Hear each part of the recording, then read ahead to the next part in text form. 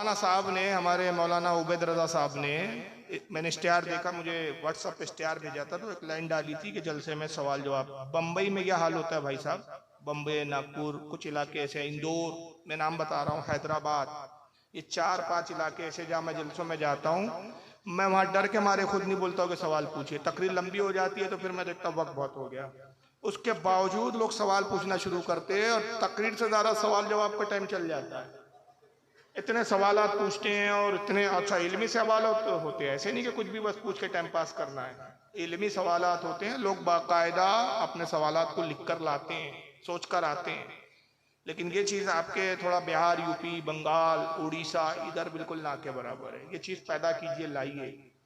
इसमें 2 बातें होती है, मैं थोड़ा खुल के बोल रहा हूँ। एक के पूछने की डेयरिंग आती है, आज जलसे में पूछेंगे, कल 10 के सामने बोलने की हिम्मत आएगी आपको।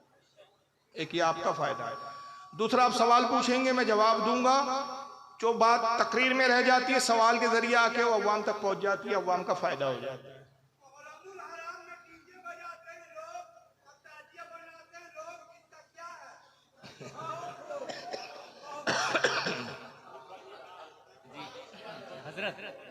असल सवाल एक ये कि बाज लोग कहते हैं कि ज्यादा सुन्नी वहाबी मत करो, बल्कि अपने अपने आमाल को बचाओ, तो इस पर आप क्या कहना चाहेंगे? यही बात मुशरिकीन कहते थे, मोहम्मद, हम जहां 365 खुदा को मानते, एक तुम्हारे भी खुदा को मान लेंगे, हमारे खुदा को बुरा क्यों बोलते हो? बहुत मशहूर वाक़या आपने 12 सुना होगा कि अबू तालिब के पास कुरैश मक्का आए, सब मक्का के कुरैश के लोग और भी दीगर कबीले के लोग थे, अबू जहल भी था उसमें, उतबा, शैबा, सब। कहा कि अबू तालिब अपने भतीजे को समझाओ, बस हम ये चाहते हैं कि हमारे माबूद 365 माबूदों को बुरा ना बोले। वो एक खुदा की बात करता है, जहाँ 365 हमने मान लिया, वहां एक उसके भी खुदा को हम मान लेंगे, एक और बढ़ा लेंगे हम, हमको क्या प्रॉब्लम है इसमें? तो हम उसके भी खुदा को मानेंगे, वो हमारे खुदाओं के बारे में ना बोले। अबू तालिब गए, ठीक है, बात करता हूँ अपने भतीजे से। आए मोहम्मद, कुरैश के लोग जमा हुए, ये चाहते। आका ने क्या कहा था, मशहूर वाक़या 12 सुनाऊंगा। सरकार ने फरमाया कि चचा, अगर ये एक हाथ में सूरज ला के रख दे और एक हाथ में चांद, तब भी मैं तबलीग दीन से बाज नहीं आऊंगा। तो हक हक है, इस्लाम हक्कानियत के लिए ही आया है। जो लोग कहते हैं भाई किसी को बुरा मत कहो, वहाबी सुन्नी की बातें मत करो, बस सीधी सीधी बात करो, नमाज की बात करो, रोजे की बात करो, ऐसा लगता है बुढ़े खूसट हो गए, अब तक पता ही नहीं चला उनको कि 5 वक्त नमाज पढ़ना फर्ज है, अभी भी बोलते हैं नमाज की बात करो। अरे वो तो सबको पता है नमाज पढ़ना फर्ज है, छोड़ना गुनाह है, अब उसमें क्या बताना है, उस पर क्या तकरीरों की जरूरत है? तकरीर तो अकीदों पे की जाती है कि अकीदा मालूम हो, बातिल फिरकों से बचो। अब अगर देखिए, अगर किसी की बुराई करना गुनाह होता या इस्लाम की तालीम ना होती तो आका ने हमें आगाह क्यों किया? मैंने इब्तिदा में हदीस तिलावत की थी, सरकार ने फरमाया, इन्ना बनी इसराइल तफर्रकत अला सिंतैनी व सबईना मिल्ला।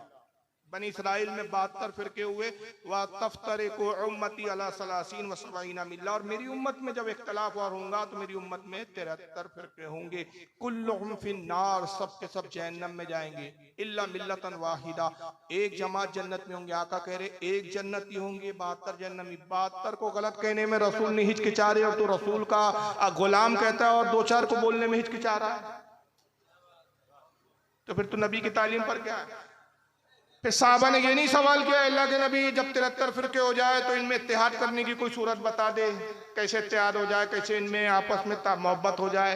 साहबा जानते थे कि जब रसूल ने कह दिया कि मेरी उम्मत में 73 फिरके होंगे, तो अब ना उसको कोई बदल सकता है, ना 74 हो सकते हैं, ना 72 हो सकते, 73 ही होंगे, पत्थर की लकीर।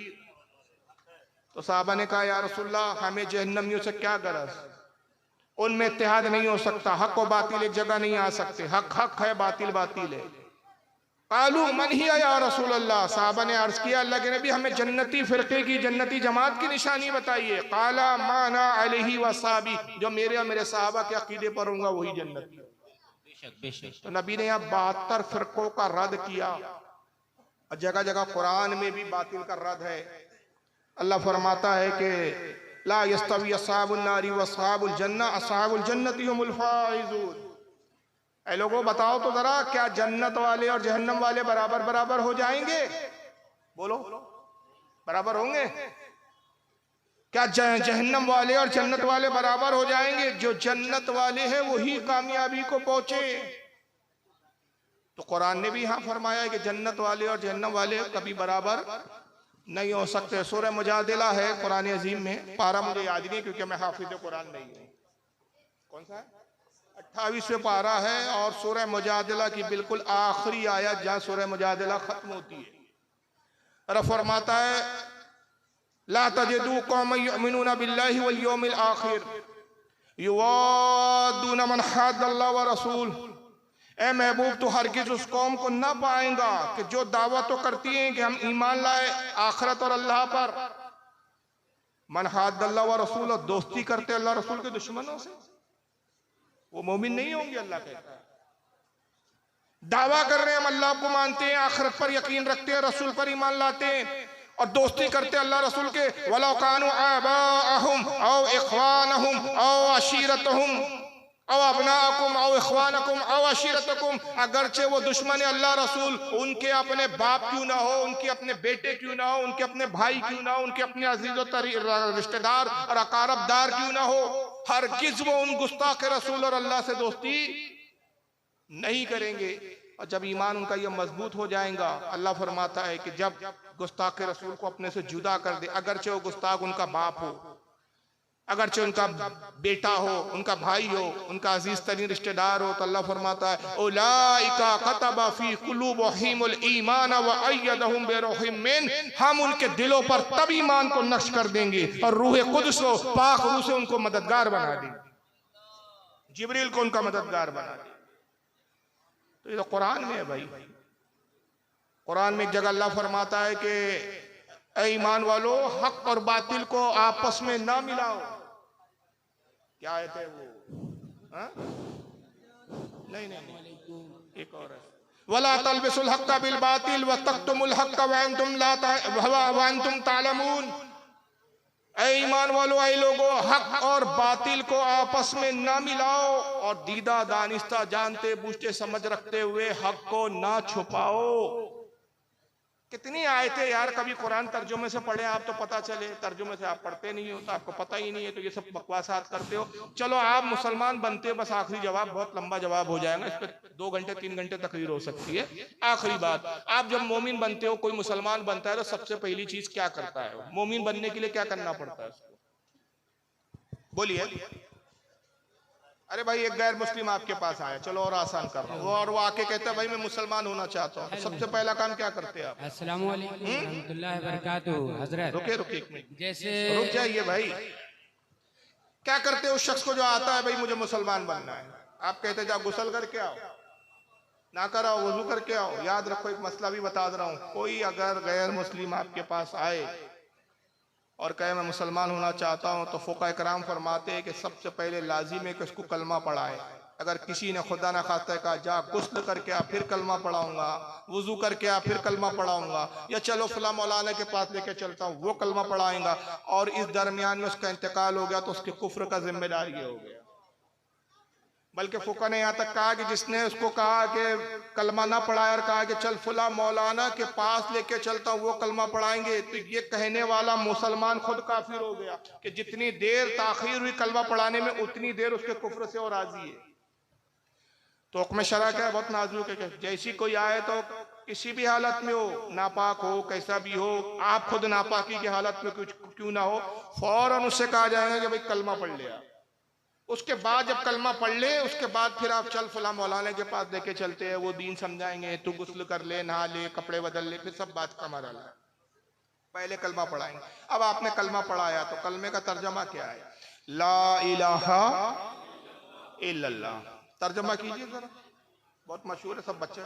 नहीं कोई, कितनों का इनकार कर रहे हैं यार आप तो कसम खा के बैठे, किसी को बुरा नहीं कही। नहीं कोई माबूद, इकरार अल्लाह का करने आए, अल्लाह का तो नाम ही नहीं ले रहे, पहले गैरों का इनकार कर रहे हैं। नहीं कोई माबूद, वो पत्थर के माबूद नहीं, वो मिट्टी के माबूद नहीं, वो लोहे के माबूद नहीं, वो 365 माबूद नहीं, वो कितने 36 कोटि नहीं, ये नहीं, कितने करोड़ों कोटियों का इनकार किया। नहीं कोई माबूद सिवाय अल्लाह के। अल्लाह का इकरार बाद में, इनकार पहले। तो आपकी ईमान की इब्तिदा ही इनकार से होती है। तो ये कहाँ से ला लिया यार ये कि नहीं किसी को गलत नहीं बोलना, किसी को बुरा नहीं बोलना, वहां भी सुन्नी करने की जरूरत नहीं है। तुम आज हिचकिचा रहे हो, 1400 साल पहले रसूलुल्लाह वहाबी सुन्नी करके चले गए। 1400 साल पहले रसूल ने कहा ना, वहाबी सुन्नी यही तो है ना कि मेरी उम्मत में 72 फिरके 73 फिरके होंगे। ये तो 1400 साल पहले नबी ने बताया। 72 जहन्नम में जाएंगे। नबी जहन्नमी कहने में हिचकिचा नहीं रहे। एक साहब एतराज नहीं करते, यार रसूलुल्लाह क्यों जहन्नमी बोल रहे हो बेचारों को, सब मिलजुल के रहेंगे सब। साहबा जानते हैं नबी ने कह दिया पत्थर की लकीर, बल्कि पत्थर पे लिखी हुई तहरीर मिटाई जा सकती है, लेकिन मुस्तफ़ा के दहन मुबारक से निकली हुई बात को वापस नहीं किया जा सकता। वो दहन जिसकी हर बात वही है खुदा, उसकी नाफिज हुकूमत पे लाखों सलाम। ए आका आपने कह दिया टाले, अब हमें जहन्नमी से मतलब नहीं, आप जन्नतियों का पता दीजिए। तो ये गलत तरीका है, बुरे को बुरा बोला जाएगा और अच्छे को अच्छा बोला जाएगा, ये ईमान है। वल्लाहु आलम सुम्मा रसूलुल्लाह। अब पूछिए जी, अस्सलाम वालेकुम वरहमतुल्लाहि वबरकातुहू। हज़रत, सवाल ये है कि हमारे ही समाज से रहने वाले लोग जो यूनिवर्सिटी वगैरह में पढ़ करके थोड़ा इंग्लिश वगैरह अच्छा बोलते हैं, तो वो जो है अपने से अब अलग मखलूक समझते हैं। वो कहते हैं यार इंसान तो चांद पर चला गया, फला फला और भी तहकीकें कर रही हैं। ये तो इंसान आखिर कहाँ तक चला जाएगा कुरान और हदीस की रोशनी में? मतलब हमारा तो ये अकीदा है कि वो हर रहमत के आलम है, किसी आलम में रह जाते हैं, उनकी मेहरबानी जो ये आलम पसंद आया। अल्लाह ने सबसे बेहतर ये इतनी तरक्की के बाद अब चांद पे गए। बाबा फरीद गंज शकर रहमतुल्लाह ताला अलैह असरारुल औलिया में फरमाते हैं, उनसे उनके मुरीद खास ख्वाजा बद्र इसाक ने पूछा कि हुजूर विलायत के कितने दर्जे हैं, कितने दर्जे विलायत के? फरमाया विलायत के 100 दर्जे हैं, जो बारी बारी वली तय करते हैं। कोई 10 दर्जे तक पहुंचता है, कोई 5 तक, कोई 6 तक, यानी अलग अलग दर्जे। फरमाते अजीज तू जो देखता है कि लोग अर्श आजम पे नमाज पढ़ रहे हैं, ये विलायत का पहला दर्जा है। ये चांद पे आके अटक गए, हमारे बुजुर्ग तो अर्श पे चले गए।